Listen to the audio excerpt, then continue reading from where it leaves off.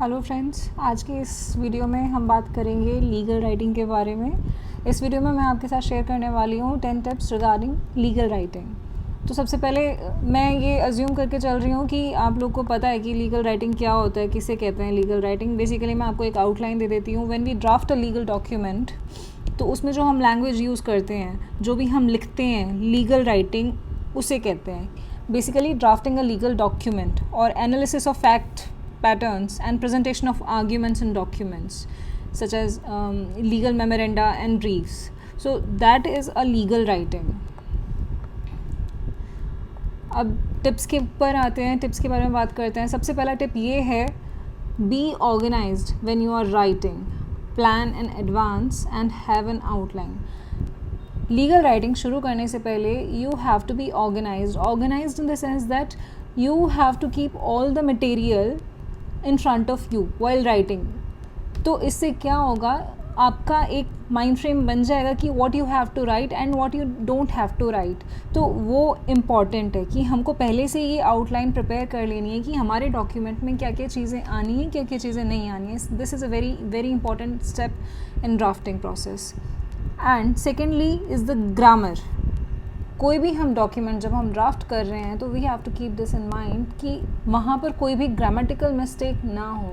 Grammatical mistake इसलिए नहीं होनी चाहिए क्योंकि अगर कोई डॉक्यूमेंट आपका पढ़ता है, बी इट जज, B it lawyer, B it any party, B it any layman, तो उसको वो जो लैंग्वेज है वो समझ में आ जानी चाहिए। So that ways grammar important है। वहाँ पर टेंस इसलिए इम्पॉर्टेंट है क्योंकि हम जब अपने फैक्ट्स सामने रख रहे हैं, ब्रीफ सामने रख रहे हैं, तो ये दूसरी पार्टी को पता चलना चाहिए कि आप किस स्टेट में बात कर रहे हैं, प्रेजेंट में, पास्ट में, फ्यूचर में। तो यहाँ पर ये ग्रामर का बहुत बड़ा रोल प्ले होता है। जनरली हम ये चीज़ अवॉइड कर देते हैं और हम ऐसे ही लिख लेते हैं, मतलब बिना ध्यान दिए लिख लेते हैं, ग्रामर को अटेंशन दिए बिना। So grammar is very very important while drafting a document. Pay particular attention to simple punctuation rules. Punctuation rules पर हमें बहुत ज़्यादा अटेंशन देना होता है राइटिंग के टाइम पर। क्यों, हम कई बार क्या होता है, पूरा पैराग्राफ बिना कॉमा के, बिना फुल स्टॉप के लिख देते हैं, जिसमें कि हम अपनी बात पूरी तरीके से कन्वे नहीं कर पाते हैं। सो इट इज़ इम्पॉर्टेंट कि आप कहाँ पर पीरियड लगा रहे हैं, कहाँ पर नहीं रुक रहे हैं। तो ये अपने सेंटेंसेस को बहुत ध्यान से पंक्चुएट करना ज़रूरी है। The key to legal writing is simplicity. The document has to be very very simple. इसको बहुत ज़्यादा डिफ़िकल्ट या बहुत ज़्यादा कॉम्प्लेक्स करने की ज़रूरत नहीं है कि आप या तो बहुत ज़्यादा टफ लैंग्वेज उसमें यूज़ कर रहे हैं, बहुत हार्ड यूज़ कर रहे हैं, जो कि एक लेमन के लिए भी अंडरस्टूड नहीं है, ना जज के लिए understood. So use a very simple language. English में आप एक तो बहुत टफ होता है कि आप वोकैबलरी बहुत ऐसी यूज़ कर रहे हैं, लीगल वोकैबलरी आप ऐसी यूज़ कर रहे हैं जो कि कई बार लेमन को समझ में नहीं आती है। तो सिंपल तरीके से आप लिखें जो कि ईज़िली अंडरस्टैंडेबल हो, लेमन के लिए भी और ऑपोजिट पार्टी के लिए भी और जज के लिए भी। Ensure that you site accurately and be consistent with your method of citation. ये इस चीज़ का भी बहुत ज़्यादा ज़रूरी ध्यान रखना है कि आप कोई भी केस लिख रहे हैं या कोई भी आप साइटेशन अगर आप डाल रहे हैं तो please that citation has to be originally numbered. उसका नंबर जो है थोड़ा भी इधर उधर नहीं होना चाहिए। अगर इधर उधर हुआ तो केस बिल्कुल डिफ़र कर जाएगा आपका। तो इट इज़ वेरी इंपॉर्टेंट कि आप साइटेशन एक्यूरेट रखें और वो कंसिस्टेंट होनी चाहिए। कंसिस्टेंट मतलब वो इधर उधर नहीं होनी चाहिए और उस साइटेशन में कोई कन्फ्लिक्ट नहीं होना चाहिए दूसरी साइटेशन के साथ में। तो ये चीज़ इम्पॉर्टेंट है। 6th tip is when preparing court documents abide by the court rules and procedures.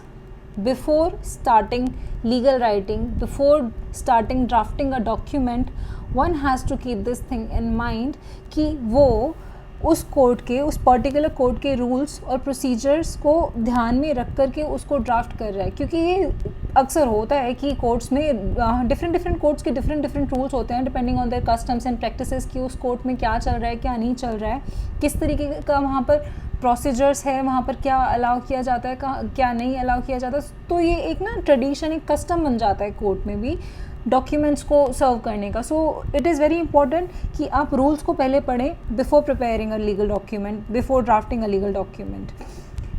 7th tip is use active and not passive voice when writing. Generally यही करना चाहिए कि हमको एक्टिव वॉइस में करना चाहिए, पैसिव वॉइस में अपनी राइटिंग स्टार्ट नहीं करनी चाहिए. Eighth tip is when conducting legal research. जब whenever we are conducting legal research, हमको ये श्योर रहना चाहिए कि हम जो स्टेट ऑफ लॉ है वो हम करेक्टली साइट कर रहे हैं. As I have told you already that कि लीगल रिसर्च में कोई भी अगर हम किसी भी केस में साइटेशन डालना चाह रहे हैं और उसके लिए हमें लीगल रिसर्च करनी है, तो उसकी जो साइटेशन है that has to be particularly stated. Proof reading is the key. इसके लिए तो कोई सब्स्टिट्यूट है ही नहीं. Legal writing is a skill, don't trust it. So legal writing लिखने का भी ना एक टैलेंट होता है सबके अंदर अपना अपना, but what you have to understand is that it has to be very simple and it has to be authentic. ये नहीं कि आपने कहीं से उठा के कॉपी पेस्ट कर दिया कि या फिर मतलब सबके डिफरेंट एजेंडाज होते हैं कि कोई कॉपी पेस्ट करने पे बिलीव करता है, कोई अपने आप लिखना चाहता है. तो मतलब whatever be the case, one has to be authentic while drafting legal documents.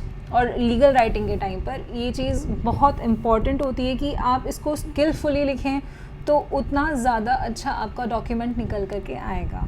So this was it. These were my 10 tips for legal writing. और अगर आपको ये मेरा वीडियो अच्छा लगता है तो please like, share and subscribe. और ऐसी वीडियोज़ के लिए, अगर आपको ऐसे वीडियोज़ अच्छे लगते हैं तो प्लीज़ लेट मी नो. मैं आपके लिए ऐसे और वीडियोज़ बनाऊँगी. Thank you.